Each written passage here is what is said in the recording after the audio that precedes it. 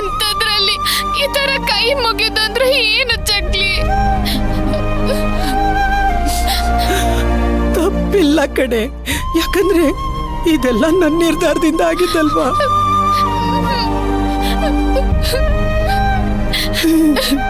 ನಾನೇ ನನ್ನ ಕೈಯಾರೆ ನನ್ನ ಹೆತ್ತ ಮಗಳನ್ನ ಬಾವಿಗೆ ತಳ್ಳಿಬಿಟ್ಟೆ.